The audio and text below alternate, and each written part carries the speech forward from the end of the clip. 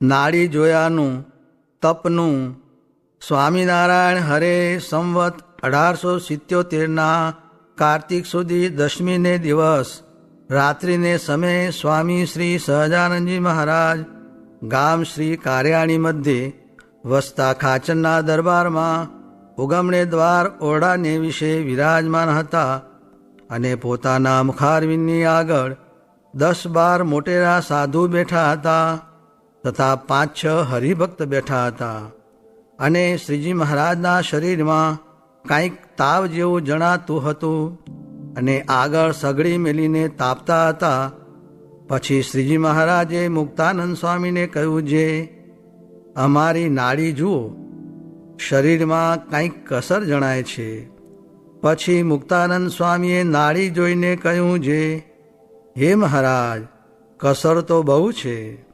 અને વળી એમ કહ્યું, જે હે મહારાજ, હમણાં સત્સંગીને કઠણ કાળ વર્તે છે. કેમ જે? હે મહારાજ, તમે તો સર્વે સત્સંગીના જીવન પ્રાણ છો. તે મહારાજને શરીરે કસર જેવું છે, એ જ સર્વે સત્સંગીને કઠણ કાળ છે. પછી શ્રીજી મહારાજ બોલ્યા, જે ભગવાનને પ્રસન્ન કરવાને અર્થે નારદજીએ કેટલાક યુગ પર્યંત ટાઢ તડકાને તથા ભૂખ તરસને સહન કરીને મહાતપ કર્યું અને તે તપે કરીને ભગવાનને રાજી કર્યા. એવી રીતે જે વિવેકી હોય તે તો જાણીને પોતાના દેહ ઇન્દ્રિયોને દમીને તપ કરે છે. માટે જે વિવેકી સાધુ હોય તેને તો જાણીને દેહ ઇન્દ્રિયોને કષ્ટ થાય એમ વર્ત્યું જોઈએ. તો ઈશ્વર ઈચ્છાએ જે કાંઈ કષ્ટ આવે તેને સિદ્ધ ટાળવાને ઈચ્છે. અને વળી ત્યાગી સાધુને તો પોતાના મનમાં એમ દ્રઢ રુચિ રાખી જોઈએ, જે મારે તો દેવલોક, બ્રહ્મલોક અને વૈકુંઠાદિક લોકના જે પંચ વિષય સંબંધી ભોગ સુખ તે નથી જોઈતા, અને મારે તો હમણાં દેહ છતે તથા દેહનો ત્યાગ કરીને બદ્રિકાશ્રમ તથા શ્વેતદ્વીપમાં જઈને ને તપ કરીને ભગવાનને રાજી કરવા છે. તે 1 જન્મ તથા 2 જન્મ તથા સહસ્ર જન્મ સુધી પણ તપ કરીને જ ભગવાનને રાજી કરવા છે. અને જીવનું કલ્યાણ તો આટલી જ વાતમાં છે, જે પ્રગટ પ્રમાણ એવા જે શ્રી કૃષ્ણ નારાયણ તેનું જ કર્યું સર્વે થાય છે. પણ કાળ, કર્મ ને માયાદિક કોઈનું કર્યું કાંઈ થતું નથી. એવી રીતે ભગવાનને વિશે જ એક કરતાપણું સમજવું એ જ કલ્યાણનું પરમ કારણ છે. અને જે તપ કરવું તે તો ભગવાનની પ્રસન્નતાનું કારણ છે. અને એ તપને વિશે પણ જેઓ રાધિકાજી તથા લક્ષ્મીજી ભગવાનને વિશે પ્રેમલક્ષણા ભક્તિએ કરીને ભાવ રાખે છે, તેવો ભાવ રાખવો. અને જો તપ ન કરે ને ભગવાનને જ સર્વ કરતા જાણે તોય પણ જન્મ મરણના દુઃખથી તો જીવ તરી જાય, પણ તપ કર્યા વિના તે જીવ ઉપર ભગવાનનો રાજીપો થાય નહીં. અને જે જીવ ભગવાનને સર્વ કરતા હરતા નથી જાણતો, તો તેથી બીજો કોઈ પાપી નથી. અને ગૌ હત્યા, બ્રહ્મ હત્યા, ગુરુ સ્ત્રીનો સંગ તથા બ્રહ્મવેત્તા સદગુરુનો દ્રોહ, તે થકી પણ એને વધુ પાપી જાણવો. કાજે ભગવાન વિના બીજા જે કાળ કર્માદિક તેને એ કરતા જાણે છે. માટે એવો જે નાસ્તિક ચંડાળ હોય તેની તો છાયામાં પણ ઊભું રહેવું નહીં, ને ભૂલ્યમાં પણ તેના મુખનું વચન સાંભળવું નહીં.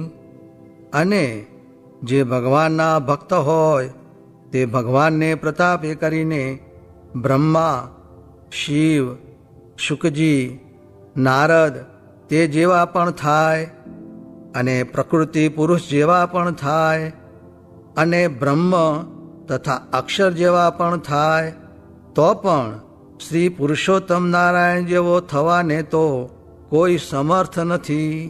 માટે જેનો સંગ કર્યા થકી તથા જે શાસ્ત્ર સાંભળવા થકી ભગવાનની ઉપાસનાનું ખંડન થઈને સ્વામી સેવક ભાવ ટળી જતો હોય તો તે સંઘનો તથા તે શાસ્ત્રનો સ્વપચની પેઠે તત્કાળ ત્યાગ કરવો.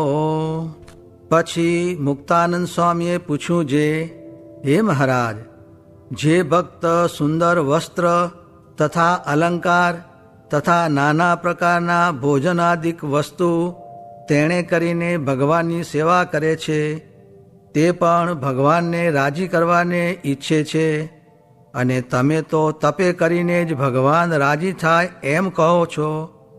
તે તપ વિના એવી સેવાએ કરીને રાજી કરે તેમાં શો બાદ છે? પછી શ્રીજી મહારાજ બોલ્યા છે, જે સારા સારા પદાર્થે કરીને ભગવાનની ભક્તિ કરે છે તે જો નિષ્કામ ભાવે કરીને કેવળ ભગવાનની પ્રસન્નતાને અર્થે જ કરતો હોય તો ઠીક છે, પણ જો પોતે પણ ભગવાનની પ્રસાદી જાણીને તે પદાર્થને વિશે લોભાઈને ને ભગવાનને પડ્યા મેલીને તે પદાર્થને વિશે પ્રીતિ કરે તો તે પદાર્થને ભોગવતો થકો વિષય થઈને ભ્રષ્ટ થઈ જાય છે, એ બાદ છે.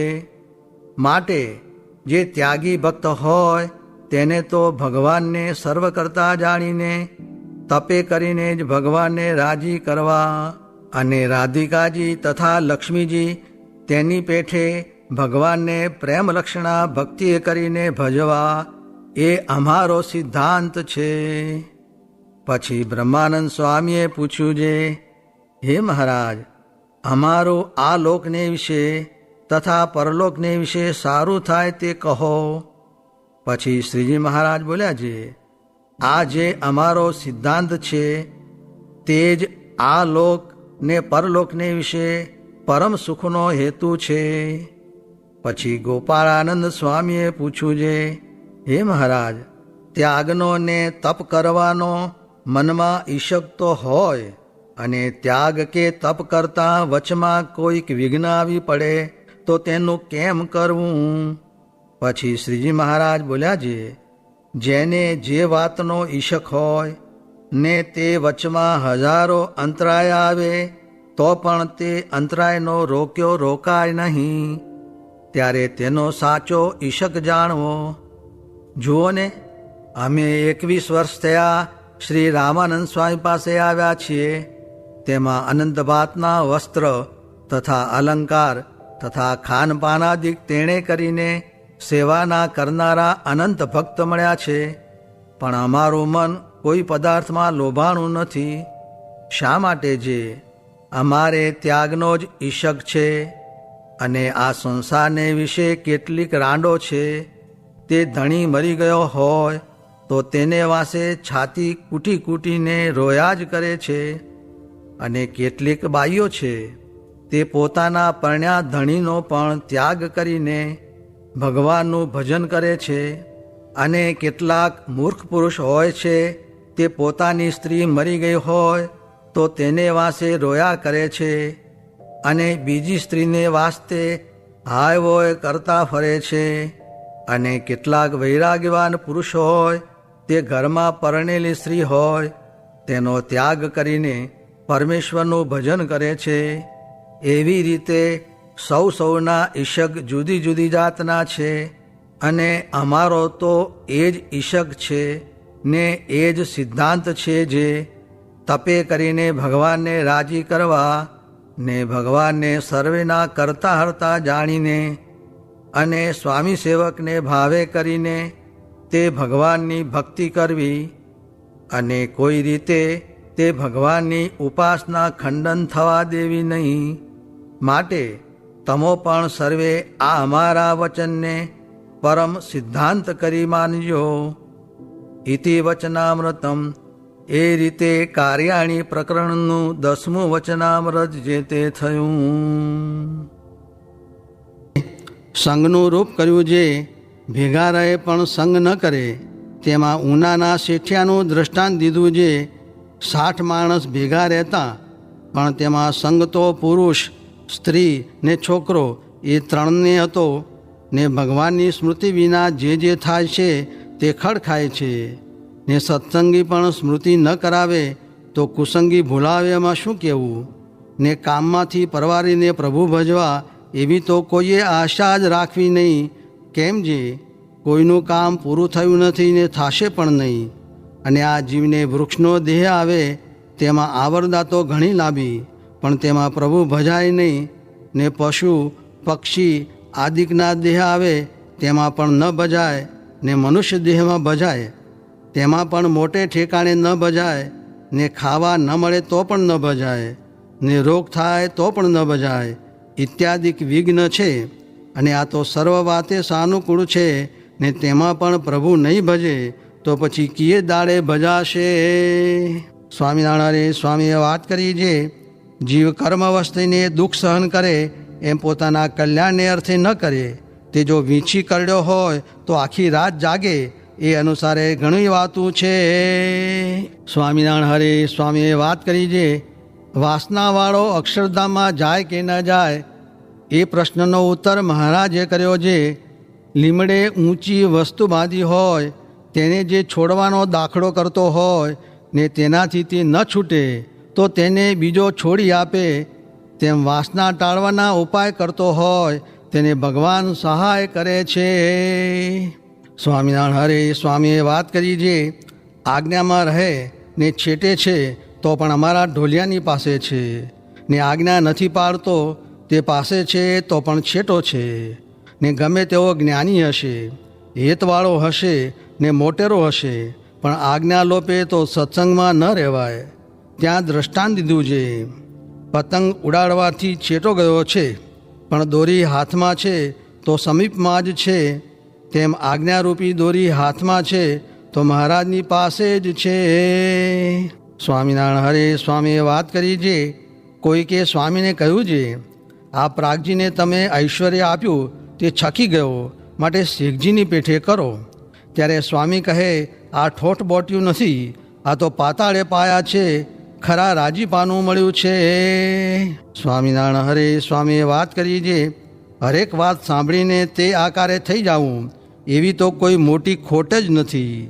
મોટા મુક્તાનંદ સ્વામી આદિ પાસે કોઈ વાત કરે તે પ્રથમ તો સાંભળી રહે, પછી બોલવું ઘટે તો બોલે, નીકળ ન બોલે.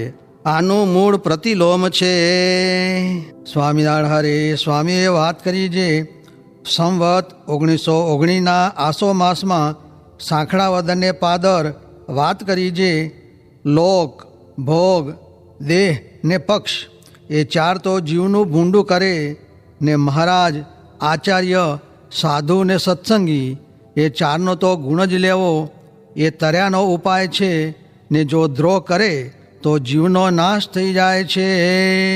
સ્વામિનારાયણ હરે સ્વામીએ વાત કરી છે, આચાર્ય આદિક ચારનો અવગુણ આવે એ મોટું પાપ છે. બીજા તો અનેક સ્વભાવ હોય પણ એ પાપનું મૂળ છે. તે પાપને વિશે પુણ્યની બુદ્ધિ થાય ને સાધુને વિશે અસાધુની બુદ્ધિ થાય, પછી દ્રોહ થાય, પછી તેનો જીવ નાશ થાય એવું એ છે.